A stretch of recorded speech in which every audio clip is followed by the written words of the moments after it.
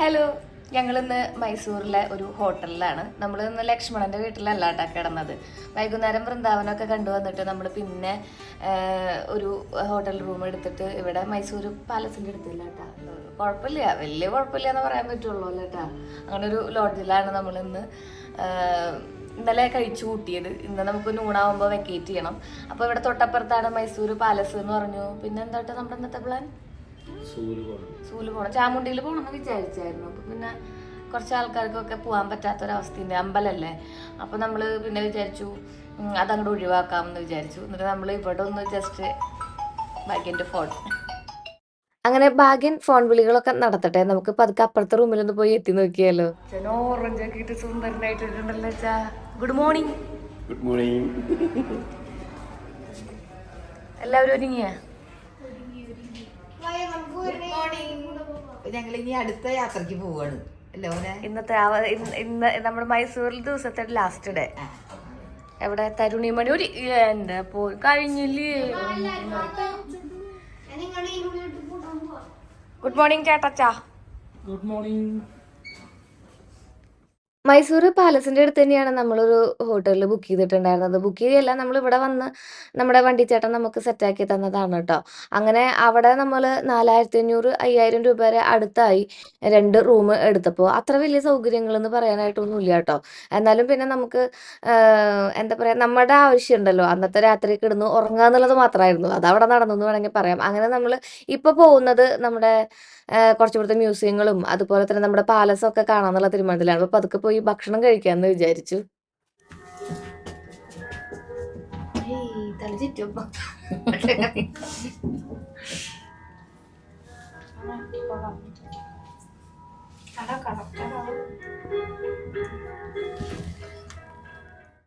ഈ ഹോട്ടലിൽ നിന്ന് ഭക്ഷണം കഴിക്കാന്ന് വിചാരിച്ചപ്പോൾ ഇവിടെ തുറന്നിട്ടില്ല, അത്ര ഉച്ച തൊട്ടേ തുറക്കുള്ളൂ. അങ്ങനെ നമ്മൾ തൊട്ടപ്പുറത്തുള്ള ഒരു ഭാരത് എന്ന് പറഞ്ഞിട്ട്, ഇവിടെ ഉണ്ട് ഭാരത് ഞാൻ ഇവിടെ ഉണ്ട് ഭാരത് എന്ന് കേട്ടപ്പോൾ എനിക്ക് ഇത്തിരി സന്തോഷം തോന്നി. നല്ല നീറ്റായിട്ടുള്ള ഒരു പ്ലേസ് അല്ലേ. അവിടെ അങ്ങനെ എപ്പോഴും ഇങ്ങനെ അടിച്ചു വാരി ചേച്ചിമാർ കണ്ടോ അങ്ങനെ ഇതുപോലെ ക്ലീൻ ആൻഡ് ക്ലിയർ ആക്കി ഇടുന്നത്. അത് കാണുമ്പോൾ തന്നെ നമുക്ക് ഇത്തിരി സന്തോഷം തോന്നില്ലേ. അപ്പോൾ നമുക്ക് ഇനി പോയിട്ട് ഭക്ഷണം കഴിച്ചിട്ട് വരാം കേട്ടോ. സൺകിസ്റ്റ് ഭയങ്കര വെയില്.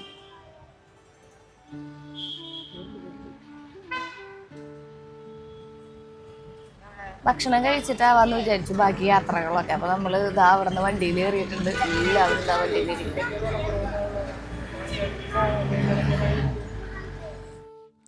അങ്ങനെ നമ്മൾ ഭക്ഷണം കഴിക്കാൻ വേണ്ടിയിട്ട് ഇവിടെ ഭാരത് എന്ന് പറഞ്ഞിട്ടൊരു ഹോട്ടൽ ഉണ്ടെന്ന് നമ്മുടെ വണ്ടിച്ചേട്ടൻ പറഞ്ഞിട്ടുണ്ടായിരുന്നു. അവിടെ പെണ്ണുങ്ങളാണ് കേട്ടോ എല്ലാ കാര്യങ്ങളും ഹാൻഡിൽ ചെയ്യുന്നത്, സെർവ് ചെയ്യുന്നതും ഉണ്ടാക്കുന്നതും ക്യാഷിലിരിക്കുന്നതും ഒക്കെ ചേച്ചിമാരാണ്.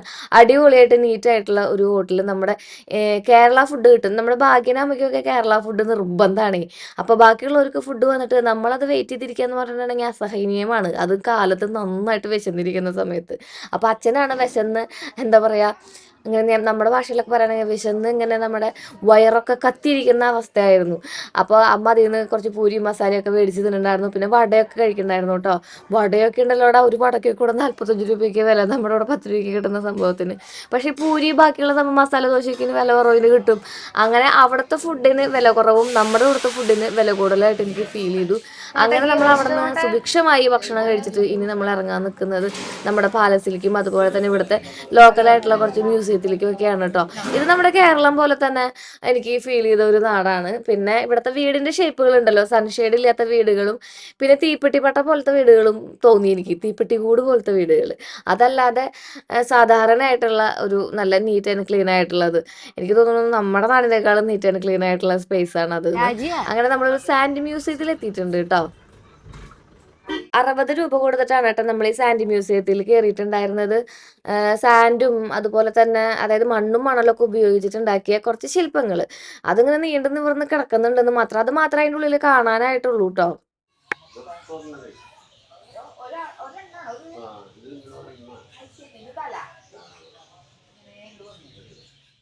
നമ്മുടെ മക്കൾക്ക് ഏറ്റവും വലിയ ആഗ്രഹം എന്തായിരിക്കും എന്നറിയൂ?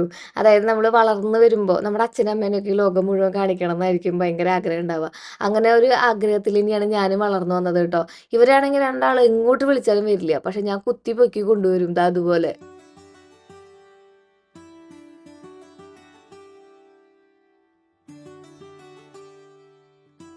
ഇതാണ് നമ്മുടെ സാൻഡ് മ്യൂസിയം കേട്ടോ, മൈസൂരിലുള്ളത്. ഞാൻ കഴിഞ്ഞ പ്രാവശ്യം വന്നപ്പോൾ ഇത് കണ്ടിട്ടുണ്ടായിരുന്നില്ല, ഇപ്രാവശ്യം വന്നപ്പോഴാണ് ഇത് കാണുന്നത്. സാൻഡ് മ്യൂസിയം എന്ന് വെച്ചിട്ടുണ്ടെങ്കിൽ മണ്ണും ഉപയോഗിച്ചിട്ട് ഇത് ഇവിടെ കണ്ട വലിയൊരു സംഭവം ഉണ്ടാക്കി വെച്ചിരിക്കുന്നു.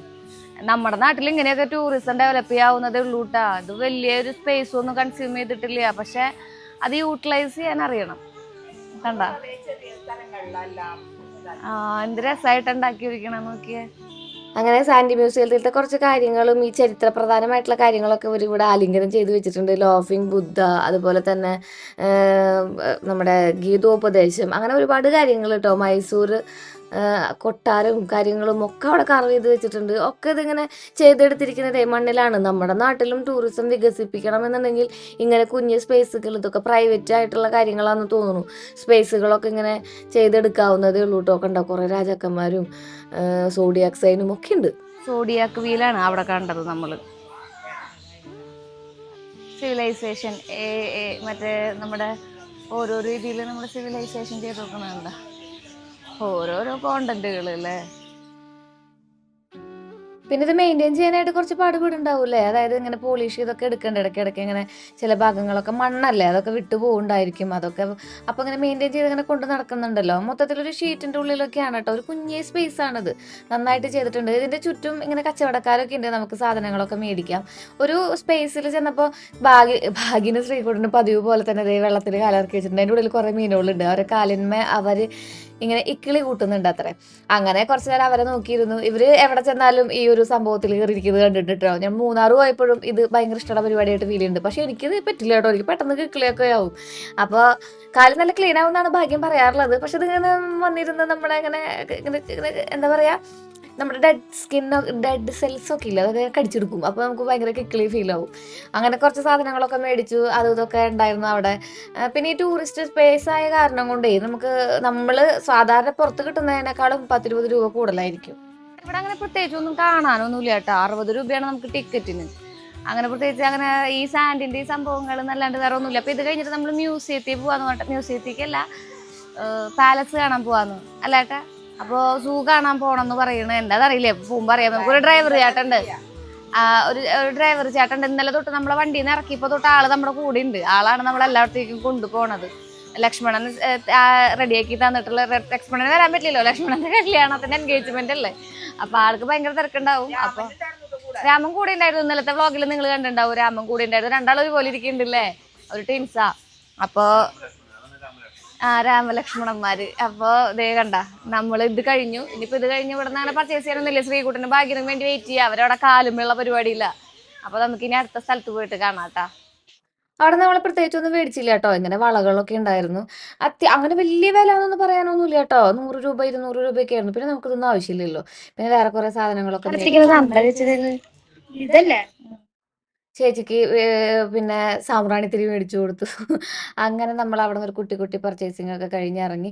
അവിടെ വെള്ളത്തിലിട്ട് വെച്ചിട്ട് നമ്മൾ ഊതുമ്പോൾ ശബ്ദം വരുന്ന കിളിയുണ്ടല്ലോ, അതുണ്ടായിരുന്നു. അതിനൊക്കെ കുറച്ച് നേരം താലോലിച്ച് നമ്മൾ പോവാണ് കേട്ടോ. കുഞ്ഞുണ്ടാക്കണ ശബ്ദം, കുഞ്ഞൻ നോക്കട്ടെ. ശ്രീകുട്ടന്റെ വായിന്ന് ശബ്ദം വരുന്നു.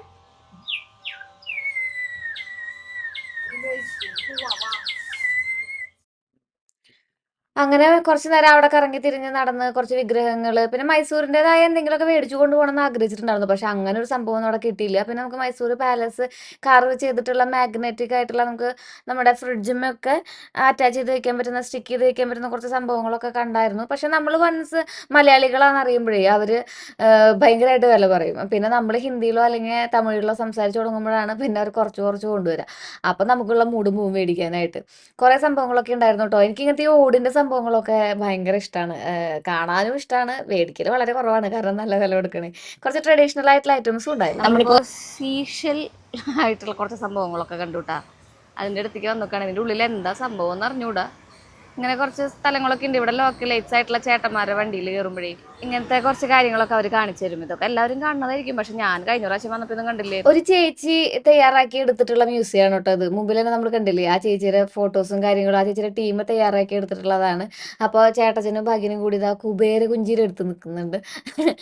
അപ്പോൾ ഇതിൽ ഉണ്ടാക്കിയിരിക്കുന്നത്, അതായത് ഇത് ഉണ്ടാക്കിയിരിക്കുന്നത് മൊത്തം നമ്മുടെ കടലിൻ്റെ അടിയിലത്തെ ചിപ്പി കൊണ്ടും കക്ക കൊണ്ടും ഒക്കെയാണ് കേട്ടോ.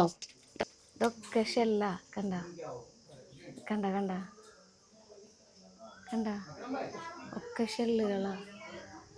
നോക്കിയേ, നഖമൊക്കെ കണ്ട ഷെല്ലുകളുണ്ട്. കണ്ട ദേ ഒക്കെ ഷെല്ല. നോക്കിയേ, കണ്ട മൊത്തം ഷെല്ല. ഒരാമ, അതിൻ്റെ ഉള്ളിൽ ഒരു അക്വേറിയം, അതും ദേ ഷെല്ലുണ്ട്. ഷെല്ല് എനിക്ക് തോന്നുന്നു ഷെല്ലിങ്ങനെ നല്ല തണുപ്പുണ്ട് കേട്ടാ. ഓക്കെ, ഷെല്ല് കൊണ്ട് ഉണ്ടാക്കി വെച്ചിരിക്കുന്ന കുറേ സംഭവങ്ങളാണ് കേട്ടാ. ഗണേശനെ ഷെല്ല് കൊണ്ട് ഉണ്ടാക്കി വെച്ചോക്കുന്നുണ്ട്. ഇങ്ങനെ അവർ ലിമിറ്റഡ് ആയിട്ടുള്ള സംഭവങ്ങൾ കൊണ്ട് പ്രൈവറ്റ് ആയിട്ട് കുറച്ച് മ്യൂസിയംസും കാര്യങ്ങളൊക്കെ ഉണ്ടാക്കി വെച്ചിരിക്കുകയാണ്. അതിങ്ങനെ ചിലർ വന്ന് കാണുന്നു, കുറച്ച് ആൾക്കാർക്ക് കൗതുകം ഉണ്ടാക്കുന്ന കാഴ്ചകൾ അതിലൊക്കെ നിറഞ്ഞു നിൽക്കുന്നുണ്ട്. ഒരു സന്തോഷമല്ലേ. കന്യാസ്ത്രീനെ അത്ര വിളിക്കുക പെൻഗിനുള്ള കന്യാസ്ത്രീ കിളികളെല്ലാറ്റുള്ള ആമക്കുട്ടന്മാര്, നിറച്ച് ഷെല്ലുകൊണ്ട് ഉണ്ടാക്കിയ ആമക്കുട്ടന്മാർ. എന്തൊരു ക്രിയേറ്റീവായിട്ടാ ചെയ്തിരിക്കണല്ലേ. എന്താ അതാ ഞാൻ പറഞ്ഞേ, കുറച്ചാണ്. മൈസൂർ ഇത് ചർച്ചാന്ന് തോന്നുന്നു. നമ്മുടെ ഇവിടുത്തെ ഫേമസ് ആയിട്ടുള്ള ചർച്ച ഉണ്ടല്ലോ, അതാന്ന് തോന്നുന്നു കേട്ടോ. ഗിന്നസ് റെക്കോർഡൊക്കെ കിട്ടിയിട്ടുണ്ട് കേട്ടോ ആ ചേച്ചിയുടെ ടീമിനും. അപ്പോൾ ഇത് പള്ളിയാണ്, നമ്മുടെ ഇവിടെ മൈസൂർ പള്ളി ഭയങ്കര പ്രശസ്തമായ പള്ളിയല്ലേ. അത് അവരിതാ നമ്മുടെ ഇതുപോലെ കക്ക കൊണ്ടും അതുപോലെ തന്നെ ഈ കടലിൻ്റെ അടിയിൽ നിന്ന് കിട്ടുന്ന സംഭവങ്ങൾ കൊണ്ട് ഉണ്ടാക്കി വെച്ചിട്ടുണ്ട്. പിന്നെ ഗണപതി ഉണ്ട്. അതുപോലെ തന്നെ അവിടെ ഇരിക്കുന്ന ചേച്ചി ഭാഗ്യൻ ഗണേശന്റെ കയ്യിൽ നിന്ന് മോദകം മേടിക്കുന്ന പിക്ചർ ദാ അമ്മ പകർത്തുന്നു. പിന്നെ ഈ ഒരു ഇത് നമ്മുടെ ചിപ്പി ഉണ്ടല്ലോ, ശംഖ്, ഈ മുള്ളു പോലെയുള്ള ഒരു ശംഖ് അതുകൊണ്ടാണ് ഉണ്ടാക്കിയിരിക്കുന്നത്. അതിൻ്റെ ഉള്ളിൽ അവർ LED ബൾബ് കത്തിച്ച് വെച്ചിട്ടുണ്ട്. അത് നമുക്ക് കാണാനില്ല, കുറച്ചും കൂടി വൈകുന്നേരം ആകുമ്പോൾ കുറച്ചും കൂടി ഭംഗിയിൽ കാണാൻ പറ്റും എന്ന് പ്രതീക്ഷിക്കുന്നു. പിന്നെ അങ്ങനെ ഒരുപാട് സംഭവങ്ങൾ മാത്രമല്ല കേട്ടോ, അവിടെ കുറച്ച് ഐറ്റംസ് നമുക്കിപ്പോൾ കക്ക, അതുപോലെ തന്നെ ശംഖ് ചക്ര ഡാൻസ് ക്ലാസ്സിന് പോയി എടാ, ഈ വേറെ കുറേ സംഭവങ്ങളും കാര്യങ്ങളൊക്കെ ഉണ്ടല്ലോ, അതൊക്കെ അവർ വിൽക്കാനും കൂടി വെച്ചിട്ടുണ്ട്. അതായത് നമ്മുടെ ബ്രേസ്ലെറ്റുകൾ, കമ്മലുകൾ, അത് ഈ കടലിൻ്റെ അടിയിൽ നിന്ന് കിട്ടുന്ന പ്രൊഡക്റ്റ് കൊണ്ട് ഉണ്ടാക്കുന്നത് കേട്ടോ. അങ്ങനെ കുറേ സംഭവങ്ങൾ, വാന, ഈ കാണുന്നതൊക്കെ തന്നെ. അങ്ങനെ ഒരു മ്യൂസിയം നല്ലതായിരുന്നു കേട്ടോ. ആ ചേച്ചി നന്നായിട്ട് എഫേർട്ട് എടുത്തിട്ടുണ്ട്. ആ ചേച്ചി മാത്രമല്ല, ആ ചേച്ചിയുടെ കൂടെയുള്ളവരും. ഈ കാണുന്ന ഇതിൻ്റെ ഉള്ളിലത്തെ സംഭവങ്ങളൊക്കെ ഉപയോഗിച്ചിട്ടാണ് ഇതിൻ്റെ ഉള്ളിലുള്ള ബാക്കി കാര്യങ്ങളൊക്കെ അവർ സെറ്റ് ചെയ്തിരിക്കുന്നത്. ഇതാണ് ഞാൻ പറഞ്ഞ കമ്മല്, മാല, വള ഐറ്റംസ്. കാരണം മാലയൊക്കെ ഇങ്ങനെ നമ്മുടെ കബഡി, അതന്നെടാ, കബഡി അല്ല കബഡി കൊണ്ട് ഉണ്ടാക്കിയിട്ടുള്ളതാണ്. പിന്നെ നമ്മൾ അവിടെ കുറച്ച് മേടിക്കാനൊക്കെ നോക്കി. പക്ഷെ ഇത് അത്യാവശ്യം നല്ല എക്സ്പെൻസീവ് ആണ്. 500 രൂപയൊക്കെ പറയണ്ട അവർ. പിന്നെ വില കുറവിൻ്റെ ഉണ്ട് കേട്ടോ. വില കുറവിൻ്റെ പൊതുവെ നമുക്ക് ഇഷ്ടപ്പെടാറില്ലല്ലോ, നമുക്ക് നല്ല വിലയല്ലേ ഇഷ്ടപ്പെടാറുള്ളൂ. പിന്നെ അവിടെ വന്നപ്പോൾ നമ്മൾ ഫോട്ടോസൊക്കെ എടുത്തു. അത് കാരണം കൊണ്ട് കുറച്ച് കാണാത്ത സ്ഥലങ്ങൾ, അതായത് നമ്മൾ അവിടെ പോയിട്ട് താജ്മഹൽ കണ്ടു. പിന്നെ മൈസൂർ പള്ളിക്ക് നമുക്ക് പോകാൻ പറ്റിയില്ലായിരുന്നു, അത് കണ്ടു.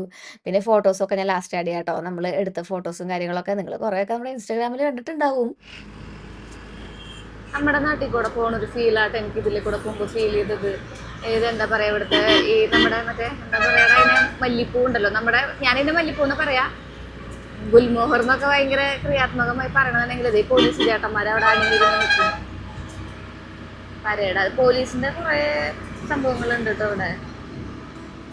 അങ്ങനെ നമ്മൾ ഇനി ലക്ഷ്യമാക്കുന്നത് നമ്മുടെ കൊട്ടാരത്തിനെയാണ് കേട്ടോ. കൊട്ടാരത്തിന് 4 കവാടങ്ങളുണ്ട്. അതിൽ മെയിൻ ഗേറ്റിൽ കൂടെ കയറാമെന്ന് വിചാരിച്ചിട്ടാണ് നമ്മുടെ സാരഥി നമ്മളെ കൊണ്ടുപോയിക്കൊണ്ടിരിക്കുന്നത്.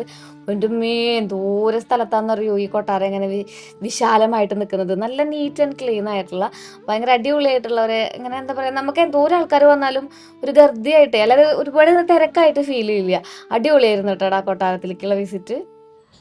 മൈസൂർ പാലസ്, ഇതാണ് മെയിൻ ഗേറ്റ്. അത്ര മുകളിൽ പോവാം. ഇവിടെയാണോ അവർ ജീവിച്ചിട്ടുണ്ടാവുക ഇത്രയും വലിയ വീട്ടില്? അങ്ങനെ നമ്മൾ കൊട്ടാരത്തിന്റെ അവിടെ എത്തി. ഒരുപാട് ടൂറിസ്റ്റുകളും എല്ലാവരും ഉണ്ട് കേട്ടോ. ഫോട്ടോ എടുക്കലായിരുന്നു എല്ലാവരുടെയും മെയിൻ ലക്ഷ്യം എന്ന് തോന്നുന്നു. കുഞ്ഞനും ശ്രീകുട്ടനും തകർത്ത് നിന്ന് ഫോട്ടോ എടുക്കണ്ടായിരുന്നു. 120 രൂപയാണ് നമുക്ക് എൻട്രി പാസ് ഉള്ളത്. അത് 12 വയസ്സിൽ താഴെയുള്ള കുട്ടികൾക്കോ എങ്ങാണ്ട് 70 രൂപ എങ്ങാണ്ട് ഉള്ളൂ കേട്ടോ. പിന്നെ കൊട്ടാരത്തിന്റെ അകത്ത് കയറാൻ മാത്രം നമുക്ക് പൈസ കൊടുത്താൽ മതി. ഇവിടേക്കൊന്നും പൈസ കൊടുക്കേണ്ട ആവശ്യമില്ല. അതായത് ചുറ്റുമുള്ള ആ ഒരു സ്ട്രക്ചർ ആസ്വദിക്കണമെങ്കിൽ നമുക്ക് പൈസ ഒന്നും വേണ്ട കേട്ടോ. ഇവിടെ നിന്ന് ഫോട്ടോ എടുക്കാൻ വേണ്ടിയിട്ട് കുറേ ആൾക്കാർ നമ്മളെ അപ്രോച്ച് ചെയ്യും. ഇതിന്റെ കാർവിങ്സ് ആണ് അടിപൊളിയായിട്ട് നമുക്ക് ഫീൽ ചെയ്യും. എന്തുമാത്രം കൊത്തുപണികളാണെന്നറിയൂ. പിന്നെ നമ്മൾ ചരിത്രം പഠിക്കാൻ തന്നിട്ടുണ്ടെങ്കിൽ ഒരുപാട് കാര്യങ്ങൾ പറയേണ്ടി വരും. പണ്ട് ഇവിടെ ഫയർ സംഭവിച്ചതിന് ശേഷമാണ്, അതായത് ഒരു തീപിടുത്തം സംഭവിച്ചതിന് ശേഷമാണ് പിന്നെ ഇത്രയും വിപുലമായ രീതിയിൽ ഇതിങ്ങനെ ബിൽഡ് ചെയ്തെന്നൊക്കെ പറയുന്നുണ്ട്.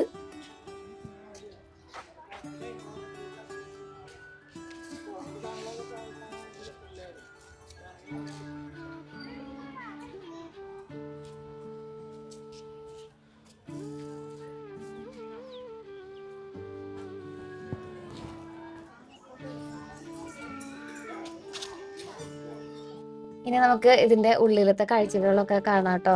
നല്ല ഭംഗിയുള്ള കാഴ്ചകളായിരുന്നു. നമ്മളെപ്പോഴെങ്കിലും നമ്മുടെ പേരൻസിനൊക്കെ ഇതുപോലെ കൂട്ടി എപ്പോഴെങ്കിലും കൊല്ലത്തിൽ ഒരു വട്ടെങ്കിലും നമ്മളിങ്ങനെ പോകണം ട്ടോ. അവരുടെ മുഖത്തുള്ള സന്തോഷവും അവരുടെ കൂടെ നമ്മൾ ചേരുമ്പോൾ അവർക്ക് കിട്ടുന്ന ആ ഒരു പരിഗണനയും ഒക്കെ ആസ്വദിച്ചറിയണം എന്നുണ്ടെങ്കിൽ നമ്മൾ ഇടയ്ക്കെങ്കിലും അവരുടെ കൂടെ ഇങ്ങനെ കൂടണം. ഭയങ്കര ജോളിയായിട്ട് എല്ലാം മറന്ന് ഒരു ഫോട്ടോ 1 എടുക്കാൻ 2 പോണ ദിവസം പോക്കാട്ടാ മതിയിടും. ചേച്ചി മുന്നിൽ. നമ്മൾ കുറേ നാൾ കഴിഞ്ഞ് ഭൂമിയിൽ നിന്ന് പോകുമ്പോഴേ നമുക്കും ഒരു സാറ്റിസ്ഫൈഡ് ആയിട്ട് തോന്നണം. എന്നെ എൻ്റെ മക്കള് സ്നേഹിച്ചിട്ടുണ്ടായിരുന്നു എന്ന് നമ്മുടെ അച്ഛനമ്മമാർക്ക് തോന്നുകയും വേണം. അതുപോലെ പ്രകടമായി തന്നെ നമ്മൾ സ്നേഹിക്കണം അവരെ. ഞാൻ എല്ലാവരോടും വിചാരിക്കാറുണ്ട് കേട്ടോ, ഒരു മടി കാണിക്കില്ലേ നമ്മുടെ അച്ഛനും പാരൻസിനെയൊക്കെ സ്നേഹിക്കാൻ വേണ്ടിയിട്ട്. മീൻസ് ഞാനങ്ങനെ അച്ഛനോടൊന്നും അമ്മോടൊന്നും അങ്ങനെ എക്സ്പ്രസീവ് അല്ല എന്നൊക്കെ പറയുമ്പോൾ എനിക്ക് തോന്നാറുണ്ട്, എന്തുകൊണ്ട് എക്സ്പ്രസീവ് ആയിക്കൂടാ, എന്തിനിപ്പോൾ അത്രയും വലിയ മടി കാണിക്കേണ്ട ആവശ്യം എന്ന് തോന്നാറുണ്ട്. അതിലൊന്നും ക്രിഞ്ചില്ല അല്ലേ? അപ്പോ നമ്മളങ്ങനെ നമ്മുടെ കൊട്ടാരത്തിന്റെ ഉള്ളിലേക്ക് പ്രവേശിക്കാൻ പോവുകയാണ്. നല്ല രീതിയിൽ മെയിന്റെയിൻ ചെയ്തിട്ടുണ്ട് ട്ടോ. ഇടയ്ക്കിടയ്ക്ക് പെയിന്റിംഗ് ഒക്കെ നടക്കാറുണ്ടെന്ന് തോന്നുന്നു. എപ്പോഴും ക്ലീൻ ആക്കാനായിട്ടുള്ള ചേച്ചിമാരൊക്കെ അകത്ത് ഉണ്ടായിരുന്നു ട്ടോ. അതുപോലെ തന്നെ നമ്മുടെ മാറാലയൊക്കെ നന്നായിട്ട് തട്ടുന്നുണ്ടായിരുന്നു.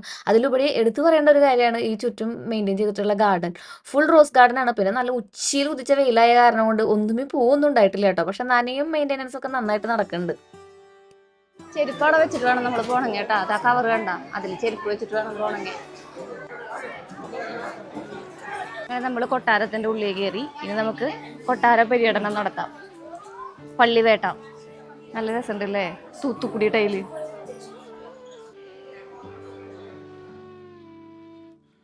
ഇങ്ങനൊരു കാലഘട്ടത്തില് ഈ ഒരു കൊട്ടാരത്തിലൊക്കെ ജനിച്ച് വളർന്ന ആൾക്കാരുടെയൊക്കെ ഒരു അവസ്ഥ ആലോചിച്ച് നോക്കിയാലേ, അവസ്ഥ മീൻസ് അങ്ങനെയല്ല ഞാൻ ഉദ്ദേശിച്ചത്, അതായത് അവരുടെ ഒരു പ്രൗഡ് ഇപ്പോഴും നമ്മൾ അവരെങ്ങനെ കണ്ടുകൊണ്ടിരിക്കുക നമ്മുടെ വടിയാർ ഫാമിലിനെ.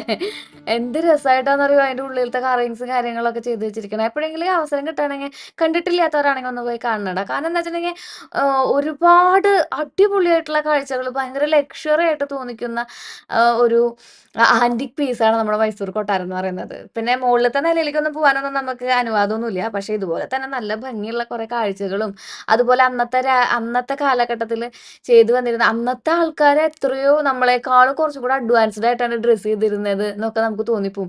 എന്ത് രസമായിട്ടാണല്ലോ അതൊക്കെ മെയിൻറ്റെയിൻ ചെയ്തിരിക്കുന്ന കൊട്ടാരങ്ങളുടെ തൂണുകളും. ഇവിടെയൊക്കെയാണ് മറ്റേ നമ്മുടെ നാഗവല്ലിയുടെ ഒക്കെ പോലെയുള്ള നൃത്ത സദസ്സുകളൊക്കെ ഉണ്ടായിട്ടുണ്ടാവാന്ന് ഇങ്ങനെ മനസ്സിൽ സങ്കല്പിച്ചിട്ടാണ് ഞാൻ അതിന്റെ ഓരോ മുക്കും മൂലയും കണ്ടുകൊണ്ടിരുന്നത്. എന്ത് രസമായിരുന്നു അറിയോ, ഇങ്ങനെ രാജ്യസദസ്സിലൊക്കെ ഇരുന്ന് നർത്തകിമാര് ഡാൻസുകളൊക്കെ ചെയ്യുന്നു. ഞാൻ ഇടയ്ക്കിടയ്ക്ക് എന്നെ തന്നെ അവിടെ സങ്കല്പിച്ചായിരുന്നു, ഇങ്ങനെ നല്ല ഭംഗിയുള്ള ഡ്രസ്സും ഒരുപാട് ആഭരണങ്ങളൊക്കെ ഇട്ടിട്ട് ഞാൻ തന്നെ ഡാൻസ് ചെയ്യുന്ന ഒരു രൂപമൊക്കെ ഞാൻ ഇങ്ങനെ അവിടെ സ്വപ്നം കണ്ടായിരുന്നു. അപ്പോൾ ഇതുപോലെ തന്നെ ഇവിടുത്തെ കൊത്തുപണികൾ എടുത്തു പറയേണ്ടതാണ്. പിന്നെ ഇവിടുത്തെ ഹിസ്റ്ററി മൊത്തം എഴുതി വെച്ചിട്ടുണ്ട് ഇംഗ്ലീഷിലും പിന്നെ അവിടുത്തെ ലോക്കൽ ലാംഗ്വേജിലും എഴുതി വെച്ചിട്ടുണ്ട്. ഈ കുട്ടികൾ ജനിച്ചപ്പോൾ തൊട്ട് അവരുടെ കാലഘട്ടം മുഴുവൻ ഇതുപോലെ തന്നെ അവർ ആലിംഗനം ചെയ്തു വെച്ചിട്ടുണ്ട്. അതിലെനിക്ക് ഏറ്റവും ഇൻട്രസ്റ്റിംഗ് ആയിട്ട് തോന്നിയ കാര്യം, ഇതിലത്തെ ഓയിൽ പെയിന്റുകളെല്ലാം നമ്മുടെ രാജാ രവിവർമ്മ അദ്ദേഹമാണ് ചെയ്തിട്ടുള്ളത്. എന്ത് രസമായിട്ടാണ് ചെയ്തിരിക്കണമെന്നറിയോ. പിന്നെ ഒരു കാര്യം എന്താ വെച്ചിട്ടുണ്ടെങ്കിൽ എല്ലാവരും ഒരുപോലെ തോന്നി എനിക്ക്. ഞാൻ പറയണ്ടായി അവിടെ ഇവിടെയൊക്കെ ഒരു കാക്കപ്പുള്ളിയെങ്കിലും ഇട്ട് കൊടുക്കായിരുന്നു എന്ന്. പക്ഷെ അങ്ങനെയല്ല കേട്ടോ, അവരെല്ലാവരും ജനനം മുതൽ വളർന്നു വന്നപ്പോഴുള്ള ആ ഒരു സ്റ്റേജ് വരെ അവരിങ്ങനെ ഓയിൽ പെയിന്റിൽ നല്ല രീതിയിൽ വിശദീകരിച്ച് വെച്ചിട്ടുണ്ട്. പിന്നെ അവരുപയോഗിച്ചിരുന്ന ചെല്ലങ്ങൾ, അവരുപയോഗിച്ചിരുന്ന ആടയാഭരണങ്ങൾ, അവരുപയോഗിച്ചിരുന്ന ഒരുപാട് സംഭവങ്ങളൊക്കെ അവിടെ പ്രിസർവ് ചെയ്ത് വെച്ചിട്ടുണ്ട്. പക്ഷെ എനിക്ക് ഏറ്റവും കൂടുതൽ അട്രാക്റ്റീവ് ആയിട്ട് തോന്നിയത് ഈ മുകളിൽ വന്നിരിക്കുന്ന ഈ കാർവിങ്സും അതുപോലെ തന്നെ പെയിന്റിങ്സും ആണ് കേട്ടോ. അടിപൊളിയാണ്. ഒരു ഇഞ്ച് സ്ഥലം പോലും അവരത് കൊത്തുപണികളാൽ അല്ലാണ്ട് വിട്ടിട്ടില്ല എന്ന് വേണമെങ്കിൽ നമുക്ക് പറയാൻ പറ്റും. എൻ്റെ പൊന്നി എന്തു ഭംഗിയായിരുന്നു വാതിലൊക്കെ കാണാൻ വേണ്ടിയിട്ട്. അതിൻ്റെ ഉള്ളിലൊക്കെ ഇങ്ങനെ കിടന്നുറങ്ങുക, അവിടെയൊക്കെ ജീവിക്കുക എന്നൊക്കെ പറയുമ്പോൾ എൻ്റെ ദൈവം, ഇവിടെ ഏഷ്യയിലെ തന്നെ ആദ്യത്തെ ലിഫ്റ്റാണ് അത്ര ഇത്. ആദ്യത്തെ രണ്ടാമത്തെ ലിഫ്റ്റാണ് അത്ര ഇത്. അങ്ങനെ ഒരുപാട് കാര്യങ്ങളൊക്കെ ഉണ്ട്. പിന്നെ മൊത്തം മാർബിളാണ്. ഇതുപോലെ തന്നെ തൂത്തുകൂടി ടൈലുകളും കാര്യങ്ങളൊക്കെ അടിയിൽ വിരിച്ചിട്ടുണ്ട്. ഇത് ഇപ്പം ചെയ്തതാണോ പണ്ട് ഓൾറെഡി ഉള്ളതാണോ എന്നറിയില്ല. പക്ഷെ മെയിൻറ്റെയിൻ ചെയ്യുന്നത് നമുക്ക് ഓൾറെഡി മനസ്സിലാക്കാൻ പറ്റും. കാരണം നല്ല രീതിയിൽ പോളിഷൊക്കെ ചെയ്ത് വെച്ചിട്ടുണ്ട്. മുകളിൽ കണ്ട അതിൻ്റെ ആ ഒരു എന്താ പറയുക, മറ്റേ സംഭവങ്ങളുണ്ടല്ലോ, കൊത്തുപണികൾ, അത് മുകളിലാണ് ചെയ്ത് വെക്കണതേ. അതായത് അടിയിൽ ചെയ്തിട്ട് മുകളിൽ സീലിംഗ് ചെയ്ത് വെച്ചിരിക്കുകയാണ്. അടിയിലിട്ട് കൊത്തുപണികൾ ചെയ്തതിന് ശേഷം മുകളിലേക്ക് അത് അറ്റാച്ച് ചെയ്ത് വെച്ചിരിക്കുകയാണെന്ന് തോന്നുന്നു. അങ്ങനെയായിരിക്കാം, നമുക്ക് ഇതിൻ്റെ പണികൾ എങ്ങനെയാണെന്ന് അറിഞ്ഞൂടല്ലോ. നമ്മുടെ തഞ്ചാവൂരൊക്കെ ചെന്നിട്ടുണ്ടെങ്കിൽ താഴെ മുട്ടാത്ത, അതായത് നിഴല് കാണാത്ത കുറച്ച് സംഭവങ്ങളൊക്കെ അതിൻ്റെ മുകളിൽ മകുടങ്ങളൊക്കെ ഇരിക്കുന്നുണ്ടെന്നാണ് പറയാം. അതുപോലെ ഇവിടെ ഉണ്ടാവുമായിരിക്കാം.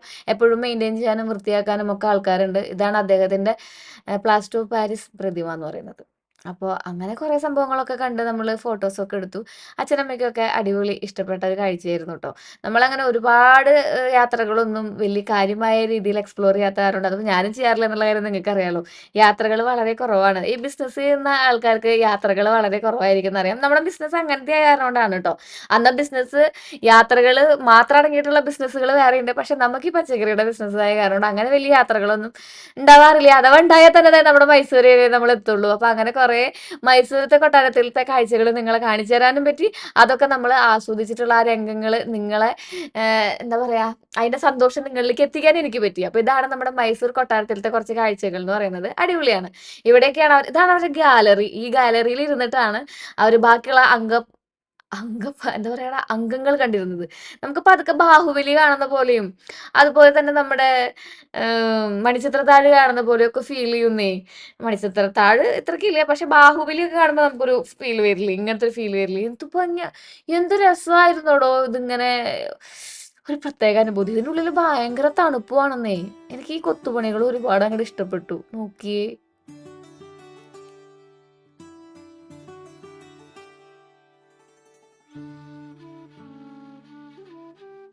ഇതിന്റെ ആർക്കിടെക്റ്റ് ആയിട്ടുള്ള ആള് പുറത്തുനിന്നുള്ള ആളത്രേ. അതൊരു വിദേശിയാണ്. അപ്പൊ അത് കാരണം കൊണ്ട് തിരുക്കോണിയൊക്കെ അതിൻ്റെതായ രീതിയിലൊക്കെ ഡെവലപ്പ് ചെയ്തെടുത്തിട്ടുണ്ട് കേട്ടോ. പിന്നെ ഒരുപാട് വിദേശികൾ ഇതിനെക്കുറിച്ച് പഠിക്കാനും വരുന്നുണ്ട്. ഇതിന്റെ ആർക്കിടെക്ചർ കുറച്ചും കൂടി ഡീപ്പായിട്ട് പഠിക്കാൻ വരുന്നുണ്ട്. ഇന്ന് ഇതൊക്കെ ഉണ്ടാണാവോലെ. ഇന്ന് ആരും ഇങ്ങനത്തെ കൊട്ടാരങ്ങളൊന്നും പണിത്, കാശുള്ളവർക്ക് ഇങ്ങനത്തെ കൊട്ടാരങ്ങളൊക്കെ പണിത് ജീവിച്ചൂടെ. കുറച്ച് നാൾ കഴിയുമ്പോൾ തലമുറകൾ നമ്മളിങ്ങനെ കാണാൻ ചെല്ലുന്ന പോലെ കാണൂലോ എന്ന് ഞാൻ വിചാരിക്കാറുണ്ട്. ഇപ്പൊ ആ രാജഭരണം ഇല്ലല്ലോ അല്ലേ. അത് കാരണം കൊണ്ടായിരിക്കാം. അല്ലെങ്കിൽ രാജഭരണം നിലനിന്ന് പോന്നിരുന്നെങ്കിൽ എല്ലാവരും ഓരോ കൊട്ടാരങ്ങൾ പണിതേനെ. അങ്ങനെ നല്ല രീതിയിൽ മെയിൻറ്റെയിൻ ചെയ്തിട്ടുള്ള നമ്മുടെ ആ മൈസൂർ കൊട്ടാരത്തിന്റെ ചുറ്റുവട്ടം എക്സ്പ്ലോർ ചെയ്തുകൊണ്ട് നമ്മൾ പുറത്തേക്ക് കിടക്കാണ്. ഇവിടെ പുറത്തിരുന്നാലും അടിപൊളി കാഴ്ചയാണ് കേട്ടോ. അങ്ങനെ നമുക്ക് കുറച്ച് നേരം നമുക്ക് വേണ്ടപ്പെട്ട ആരുടെയെങ്കിലും കൈകളൊക്കെ കോർത്ത് പിടിച്ചിരുന്ന് സംസാരിക്കാൻ പറ്റിയ ഒരു വൈബാണ്. ഇത്രയും തിരക്ക് നമുക്ക് ഫീൽ ചെയ്യുന്നുണ്ടെങ്കിലും അവിടെ നമുക്കതൊരു ഫീൽ ചെയ്യുന്നുണ്ടായിരുന്നില്ല കേട്ടോ. നമുക്കിങ്ങനെ ആരും നമ്മളൊന്നും ശ്രദ്ധിക്കാത്ത രീതിയിലൊക്കെ തന്നെയാണ് ഫീൽ ചെയ്തിട്ടുള്ളത്. ആരും നമ്മളെ ഉറ്റുനോക്കുക അല്ലെങ്കിൽ നമ്മളോട് കുശലം പറയാൻ വരുമെന്നില്ല. നമുക്കൊരു ഫ്രീ മൈൻഡാണ്. അങ്ങനെ നമ്മൾ പുറത്തേക്ക് ഇറങ്ങിയിട്ടുണ്ട്. അല്ല ബംഗളൂർ നീല പൂ ചേച്ചി, ആ പൂവിന്റെ കടയിൽ വിത്തുണ്ടോ നോക്കിയിട്ട് പോട പോക്ക. കച്ചവടക്കാരെ അത്യാവശ്യം നല്ല രീതിയിൽ പുറത്തുണ്ടായിരുന്നു കേട്ടോ. ബേൽപുരി, പാനിപ്പുരി എന്നൊക്കെ കുറച്ച് അവരുടെ കയ്യിൽ നിന്ന് നമ്മൾ കുറച്ച് കരിമ്പും ജ്യൂസൊക്കെ മേടിച്ച് കുടിച്ചു. ഞാൻ കുടിച്ചില്ലായിരുന്നു കേട്ടോ. എനിക്ക്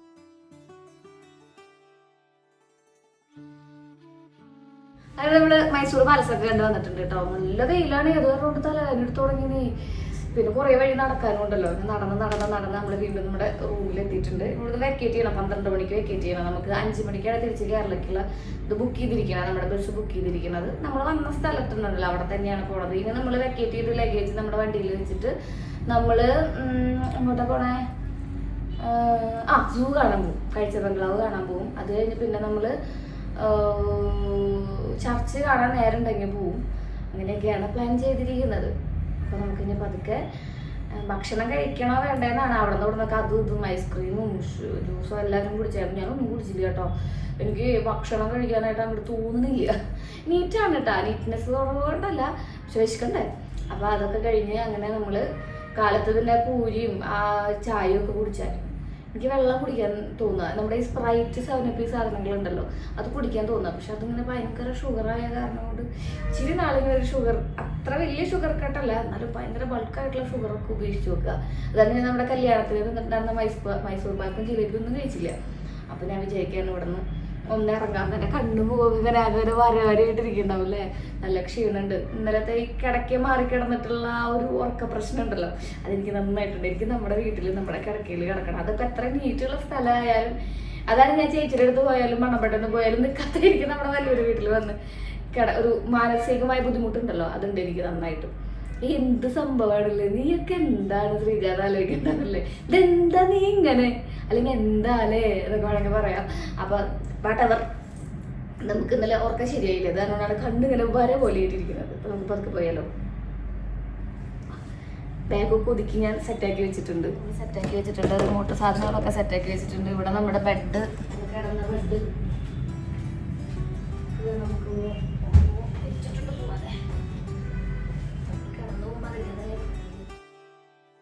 ആ റൂം നമ്മൾ വെക്കേറ്റ് ചെയ്ത് പോകുമ്പോഴും അവരെങ്ങനെയാണോ നമുക്ക് തന്നെ അതേപോലെ തന്നെ തിരിച്ചു കൊടുക്കണം. അത് നല്ലൊരു ആശയമാണല്ലേ? ഞാനപ്പോൾ അതങ്ങനെ ചെയ്യാറുണ്ട് കേട്ടോ. എനിക്ക് ഭയങ്കര അല്ലെങ്കിൽ നമ്മൾ അലങ്കോലാക്കി ഇട്ടിട്ട് പോയാൽ നമ്മൾ അവരെ വിലയിരുത്തൂ എന്നുള്ള ആ ഒരു അന്തർലീനമായ ചിന്തയുണ്ടല്ലോ, അതെന്നെ വല്ലാണ്ട് അലട്ടും. നമ്മൾ നാച്ചുറൽ ആയിട്ടുള്ള ആൾക്കാരല്ലേ നമ്മളെല്ലാവരും. അതുപോലെ ആ നാച്ചുറൽ ആയിട്ടുള്ള ചിന്തകളൊക്കെ നമ്മുടെ എല്ലാവരും മനസ്സിലുണ്ട്. നമ്മൾ എത്രയൊക്കെ നമ്മൾ അങ്ങനെയൊക്കെ ചിന്തിക്കണോ, മറ്റുള്ളവർ എന്ത് കരുതുമെന്ന് ചിന്തിച്ചാൽ നമുക്ക് ചിന്തിക്കാൻ പറ്റുമോ എന്നൊക്കെ ചോദിച്ചിട്ടുണ്ടെങ്കിൽ പറ്റില്ലായിരിക്കാം. പക്ഷെ എപ്പോഴെങ്കിലുമൊക്കെ നമ്മൾ അങ്ങനെയൊക്കെ ചിന്തിച്ചു പോകും. ഞാൻ പറഞ്ഞത് എന്താണെന്ന് മനസ്സിലായില്ലേ? അങ്ങനെ നമ്മുടെ സാരഥി ചേട്ടൻ്റെ ഒപ്പം വെക്കേറ്റ് ചെയ്ത ലഗേജുമായി നമ്മൾ വീണ്ടും മൈസൂർ നാട് കറങ്ങാൻ ഇറങ്ങിയിരിക്കുകയാണ്. ഇനി നമുക്ക് പോകേണ്ടത് സൂയിലേക്കാണ് കേട്ടോ.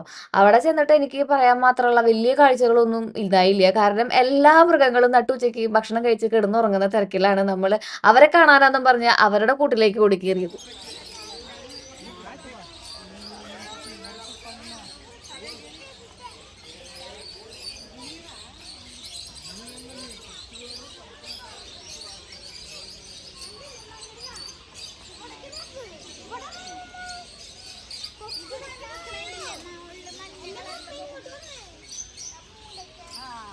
മൃഗങ്ങളെ കാണാൻ ഏറ്റവും ഇഷ്ടമുള്ള ആളാണ് നമ്മുടെ അമ്മ. അപ്പോൾ നമ്മുടെ അമ്മയ്ക്ക് കാണാൻ വേണ്ടിയിട്ടാണ് നമ്മൾ സൂവിൽ കയറിയിട്ടുണ്ടായിരുന്നുണ്ടെങ്കിലും ഒരു ജീവിക്കുഞ്ഞ് പോലും പുറത്തേക്ക് വരുന്നുണ്ടായിരുന്നില്ല. എല്ലാത്തിനും ചൂടെടുത്ത് മരിച്ച് അവറ്റകളുടെ കൂടിൻ്റെ ഉള്ളിൽ ഹട്ടിലൊക്കെയാണ് ഉണ്ടായിരുന്നത് കേട്ടോ.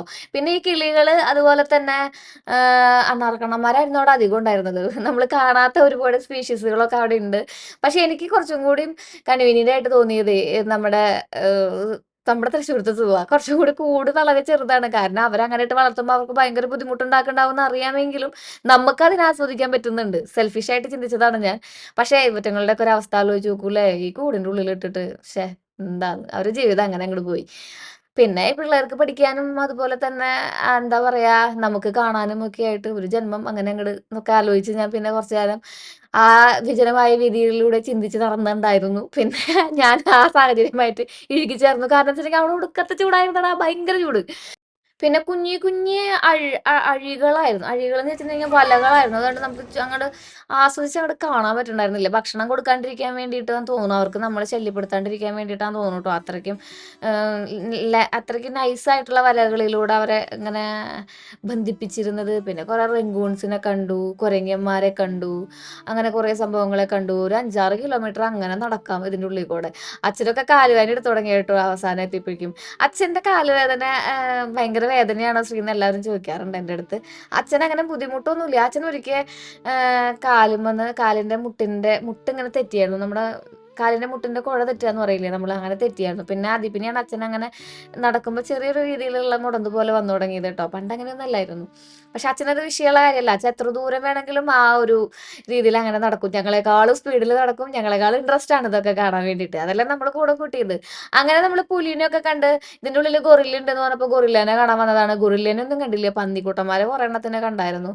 പിന്നെ മാൻകൾ ഒരുപാടുണ്ടായിരുന്നു, മ്ലാവുകൾ, അതുപോലെ തന്നെ ആഫ്രിക്കൻ ആന 1-2 നമ്മുടെ നാട്ടിലത്തെ ആന. തൃശ്ശൂർ പൂരം കഴിഞ്ഞിട്ട് പിറ്റേ ദിവസമാണ് കേട്ടോ ആനനെ കാണാൻ വേണ്ടിയിട്ട് നമ്മൾ ഇത്രയും വെയിൽ കൊണ്ട് മൈസൂർ പാലസിക്ക് പോയിട്ടുണ്ടായിരുന്നത്. പിന്നെ കരടിക്കുട്ടന്മാരുണ്ടായിരുന്നു കുറച്ച് പേര്. ഓരോന്നിനും നല്ല രീതിയിൽ അറേഞ്ച് ചെയ്തിട്ടുണ്ടെന്നുള്ളത് ഒന്ന് എടുത്ത് പറയേണ്ട കാര്യമാണ് കേട്ടോ. പിന്നെ ഈ പാമ്പുകളെ ഇവറ്റങ്ങളൊക്കെ കണ്ടു. ഇതൊക്കെ നമ്മൾ എന്നോട് ചോദിക്കും ഇതൊക്കെ കാണാൻ വേണ്ടിയിട്ടാണോ ശ്രീജ അവിടെ വരെ പോയെന്ന്. ഇത് നമ്മുടെ നാട്ടിൽ പാമ്പില്ല കേട്ടോ. നമ്മുടെ നാട്ടിൽ മൃഗങ്ങളൊന്നുമില്ല. നമുക്ക് ഇവിടെ കാണാൻ പറ്റുന്നത് ഇടയ്ക്കിടയ്ക്ക് മനുഷ്യന്മാരായിട്ടുള്ള മൃഗങ്ങളെയാണ്. അവരാണല്ലോ ഏറ്റവും എന്താ പറയുക ഡേഞ്ചറസ്. അങ്ങനെ നമ്മൾ മുതലക്കുട്ടന്മാരെ കണ്ടു. ഇത് കണ്ടിട്ടുണ്ടെങ്കിൽ ജീവൻ ഉണ്ടോ എന്ന് തിരിച്ചറിയാത്ത രീതിയിൽ ചത്ത പോലെ കിടക്കണ്ടായിരുന്നു. പിന്നെ ഈ ജിറാഫിനെ കണ്ട് ഏറ്റവും അവസാനം നമ്മൾ ഈ പാതയിലൂടെ പ്ലാസ്റ്റിക് പോലായിട്ട് ഉള്ളിക്ക് അലൗഡ് അല്ലായിരുന്നു കേട്ടോ. നമ്മൾ വീണ്ടും നമ്മുടെ വണ്ടിയിൽ തിരിച്ചെത്തിയിട്ടുണ്ട്. അവിടെ നിന്ന് നമ്മൾ ബേക്കറിയിലേക്ക് പോകണമെന്ന് വിചാരിച്ചിട്ടാണ് ഇരിക്കുന്നത്. കുറച്ച് ബേക്കറി ഐറ്റംസ് നമ്മുടെ നാട്ടിലുള്ളവർക്ക് മേടിച്ചു കൊടുക്കണ്ടേ. നമുക്ക് ബേക്കറി കയറണം എന്ന് പറഞ്ഞായിരുന്നേ. അപ്പൊ ബേക്കറി എവിടെയാണ് തപ്പി ബേക്കറി പോവാൻ വേണ്ടി ഇറങ്ങിയതാണ് കേട്ടോ. ലാസ്റ്റ് പർച്ചേസ് ആണ് നമ്മുടെ മൈസൂരിൻ്റെ. എന്താ സംഭവം കേട്ടാ, കണ്ണും കാണാൻ പറ്റണില്ലല്ലോ ദൈവമേ. അങ്ങനെ ഒരു ലൈറ്റ് ഹൗസിൻ്റെ അടുത്ത് കൊണ്ടുവന്ന് നമ്മുടെ ചേട്ടൻ വണ്ടി നിർത്തി. അവിടെ നല്ല അടിപൊളി ബേക്കറി ഉണ്ടെന്ന് പറഞ്ഞ് നമ്മൾ കയറി ചെന്നപ്പോൾ എൻ്റെ മക്കളെ ആ ബേക്കറിയിലുള്ള സ്വീറ്റ്സ് കണ്ട് എൻ്റെ കിളി പോയടാ, കിളി പോയി. ഇതുവരെ കണ്ടിട്ടില്ലാത്ത രീതിയിൽ അടിപൊളി ഐറ്റംസ് ഉണ്ടായിരുന്നു കേട്ടോ. ചേച്ചിക്ക് അതിൻ്റെ ഉള്ളിൽ നിന്നൊരു സ്പെഷ്യൽ മൈസൂർ പാക്കിന്റെ കഷ്ണം കിട്ടി. അപ്പൊ ചേച്ചി കുറച്ച് എനിക്ക് തന്നു. വലിഞ്ഞു പോണ്ടെന്ന് പറയായിരുന്നു കേട്ടോ. നമുക്കത് ലക്ഷ്മണന്റെ വീട്ടിൽ കല്യാണത്തിനും കിട്ടിയായിരുന്നു കേട്ടോ. അതൊക്കെ നമ്മൾ കവറിലാക്കി കയ്യിൽ പിടിച്ചിട്ടുണ്ട്. നമ്മുടെ പതിവ് സ്വഭാവം നമ്മൾ അവിടെ കാണിച്ചായിരുന്നു. അവിടെ എല്ലാവരും അങ്ങനെ കൊണ്ടുപോകണതാണ്. അപ്പൊ നമ്മൾ എടുത്ത് കയ്യിൽ പിടിച്ചതാണ് കേട്ടോ. പക്ഷെ അത് അവരവിടെ വീട്ടിലുണ്ടാക്കിയതാ. അതിനൊരു സ്പെഷ്യൽ ടേസ്റ്റ് ഉണ്ട്. പക്ഷെ ഈ ഇരിക്കുന്ന സ്പെഷ്യൽ മൈസൂർ പാക്കിന് വേറൊരു സ്പെഷ്യൽ ടേസ്റ്റ് ഉണ്ട്.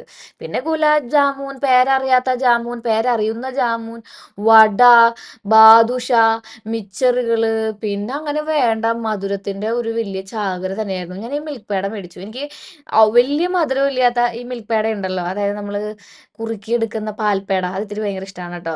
ഇതാണ് നമ്മുടെ സാരഥി ചേട്ടൻ. നിങ്ങൾ ആരെങ്കിലും മൈസൂർക്ക് പോകുന്നുണ്ടെങ്കിൽ ഈ സാരഥി ചേട്ടനെ ഒന്ന് കോണ്ടാക്ട് ചെയ്തോളൂ കേട്ടോ.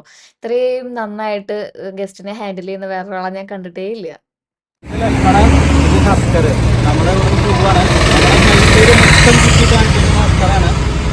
അപ്പോൾ നമ്മുടെ കേരളത്തിൽ നിന്ന് ആരെങ്കിലും ഇവിടെ വരികയാണെന്നുണ്ടെങ്കിൽ ഹസ്കറിൻ്റെ നമ്പർ നമ്മൾ കൊടുക്കാം. ഈ വണ്ടി 12-13 പേർക്ക് ഇതിൽ യാത്ര ചെയ്യാം കേട്ടോ. ഇവർക്ക് ഇവിടെ കാണാൻ പാടാണ്. നമ്മളുടെ ഗ്രാമത്തിലത്തെ പോലെയാണ് ഇവർക്ക് ഇവിടെ. ഇവർ ചുറ്റി നടന്ന് കാണിച്ചു തരും നമുക്ക് എല്ലാ സംഭവങ്ങളും. എന്റെ സ്ഥലത്ത് വിളിച്ച് ഏത് പറയാനില്ല, സ്ഥലത്താണെങ്കിലും അവർ കാണിച്ചു എവിടേക്കിനും പോകാൻ വിളിച്ചാൽ മതി. എന്റെ സ്ഥലത്ത് പോകണം മൈസൂർ എന്നുണ്ടെങ്കിൽ നമ്മളൊരു 13 പേര് വരികയാണെന്നുണ്ടെങ്കിൽ ഭാസ്കറിനെ വിളിച്ചാൽ അപ്പോൾ ആള് സെപ്പറേറ്റ്. ആൾക്ക് ഇവിടെ എല്ലാം അറിയാം. എല്ലാ ആളുകളും എല്ലാ കടയും എല്ലാം അറിയാം.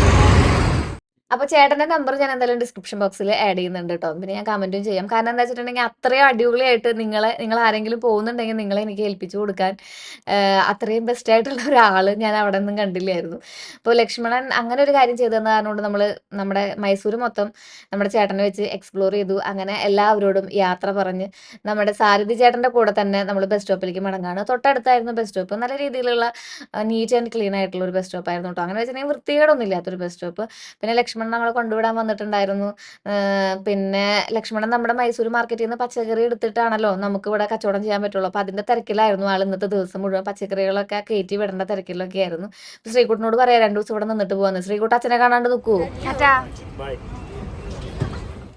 പെട്ടെന്നുള്ള യാത്രയായ കാരണം കൊണ്ട് നമുക്ക് ഏറ്റവും ലാസ്റ്റ് ആണ് വണ്ടിയിൽ സീറ്റ് കിട്ടിയിട്ടുണ്ടായിരുന്നത്. പക്ഷെ ആ യാത്ര ഭയങ്കര ദുരന്തമായിരുന്നടോ. ദൈവമേ, ഒരു ബ്രേക്ക് കുടിക്കുമ്പോൾ നമ്മൾ ഫ്രണ്ടിലെത്തും.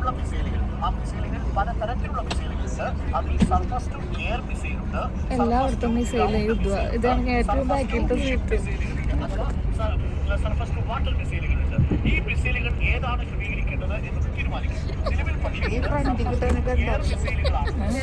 ബസ്സിൽ കംഫർട്ടബിൾ ഇരിക്കാൻ പറ്റില്ല എന്ന് പറഞ്ഞു ഞാൻ അവരെ ആക്രമിക്കുന്നത്.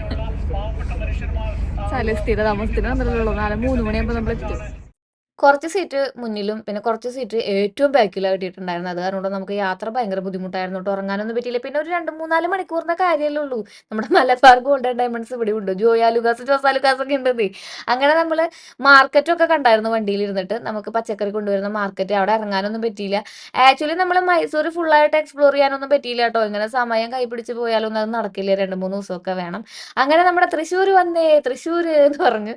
തൃശ്ശൂർ എത്തിയപ്പോഴാണ് സത്യം പറഞ്ഞാൽ സമാധാനമായത്. നല്ലൊരു ശ്വാസം ഇങ്ങനെ വലിച്ചു വിടാൻ പറ്റിയത്. എത്രയൊക്കെ നമ്മുടെ സിറ്റീസ് അല്ലെങ്കിൽ എത്രയൊക്കെ നമ്മൾ നല്ല നീറ്റ് ആൻഡ് ക്ലീൻ ആയിട്ടുള്ള സിറ്റിയാണ്, അല്ലെങ്കിൽ എത്രയൊക്കെ നമ്മൾ എന്താ പറയാ കുറെ സൗകര്യങ്ങളുള്ള സിറ്റിയാന്ന് പറഞ്ഞാലും സൗകര്യങ്ങൾ ഉണ്ടായാൽ കൂടി നമുക്ക് നമ്മുടെ നാട്ടിലെത്തിയ ഒരു വേറെ ഫീലാണല്ലേ. We are home. ശ്രീകുട്ടൻ പറഞ്ഞ പോലെ തന്നെ വി ആർ ഹോം. അയ്യോ, ഇവിടെ എന്തോരം ആൾക്കാർ അവിടെ ഇവിടെ ഒക്കെ കിടന്നുറങ്ങണേ. ഓട്ടോ വിളിച്ച് പോവാട്ടെ, നമുക്ക് ഒല്ലൂർ പോവാം. ഒല്ലൂർ പോയിട്ട് ഒല്ലൂരിൽ നിന്ന് നമുക്ക് വല്ലൂർ പോവാം. ഇവിടെ ഭയങ്കര ഓപ്പണായി കടകളൊക്കെ വൈകുന്നേരം ഓപ്പണാല്ലേ. എന്നും ക്ലാസ്സിൽ പോകുമ്പോൾ ഞാൻ കാണുന്ന സ്ഥലങ്ങളാണ് ഇതൊക്കെ കേട്ടോ.